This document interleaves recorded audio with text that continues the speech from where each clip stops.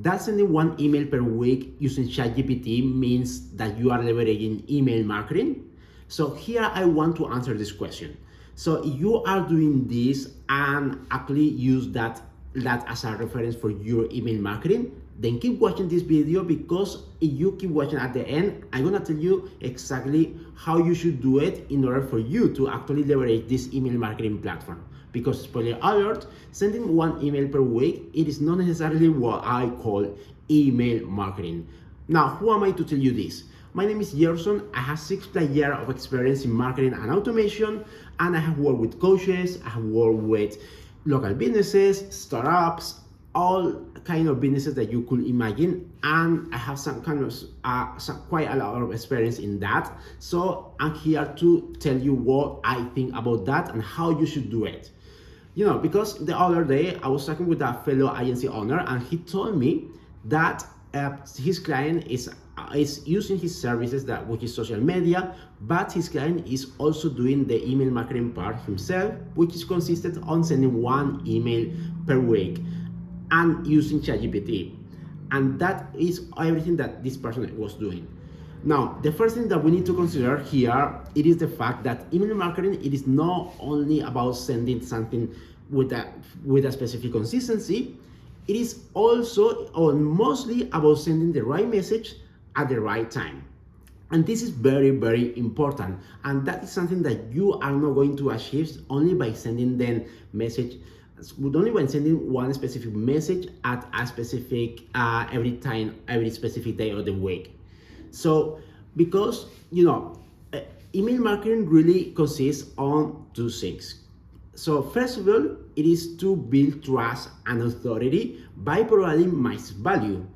You might get to be able to do that with the 1 week per month, with the one email per week, but then you might not achieve the second one, which is this is one of the most important ones, and really the whole point of doing email marketing, which is moving prospects from one step of the journey to the other. So if you don't know what the customer journey looks like, check the description, because I will link the customer journey map that you can actually map what step of the journey your customer is, and you can use email marketing to leverage that. But coming back to the point here, email marketing, it is mostly about moving prospects from one step of the journey to another. And with one email per week, we are not achieving that. Because what I see most of the people doing, it is writing a generic email, maybe an email that is strongly related with what they do, but then they don't connect it with the real objective of the business, which is getting clients, or which is getting those people into a call. They don't do that, and we are missing this key aspect. Now, I'm not saying that you have to do that in every email, but as I said before, email marketing is about sending the right message at the right time. So what you need to think about email marketing, it is in a way of campaigns. So you have specific time of the year, like let's say you have some Valentine's. In November, you also have Black Friday, you have the Christmas period, you have the summer period. You have a lot of things that you could use for you as an excuse to get them into a call, because you are doing something relatively new every single season. So you should think about marketing in that way in different seasons. And email marketing consists on giving value. So these campaigns should be planned in a way that they give value first and they align with these people first. And once you get them engaged, it is when you ask them during the campaign to get into a call with you. So that succession of campaign is what is most currently called email marketing. So those succession of campaigns is one thing, and the other one are the automations, because we said that email marketing is to send in the right message at the right time, and the automation is going to allow us to do that. So for example, someone just subscribed to your list and someone is excited because they got this lead magnet, hopefully, that you're offering them in order for them to give you their contact details.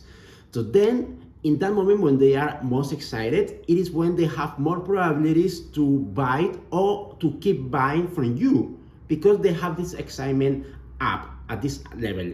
If you wait a few days, then this excitement will go down, and you won't get that momentum. So if you send the right message at that moment, like say for example, okay, if you book a call with me now and we can go to implement this together.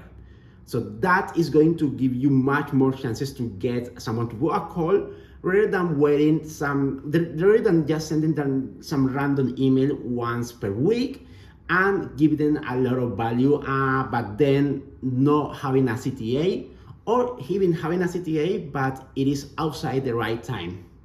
You got what I mean? I think it's very clear, and I think it's very, very important for you to understand that in order for you to know how to use email marketing. And I know this might sound a little bit confused, because it is not as simple as you may think. It is not just sending one email X times per week. It is more about the timing, and it is more about the structure that we do on that. Now, let's come back to the topic of writing an email in ChatGPT. What do I think about that? Should you ask ChatGPT to write your emails? So, the better question, it is actually another one. The better question, it is, how do you structure an email in a way that is compelling, in a way that people read it, so it is a readable email, and in a way that it engages people to not only to start reading the email, but to read the whole email. You really need to understand the structure of a good email first before asking ChatGPT to write an email. Because what's going to happen is that ChatGPT is going to get you an email, might sound like very beautiful and very nice, but they are missing out on the point, they are missing out on the structure, and it is not going to work. So I'm going to give you a very basic example of what I'm talking about, an analogy very much. So let's say that you have a very, very nice coffee maker.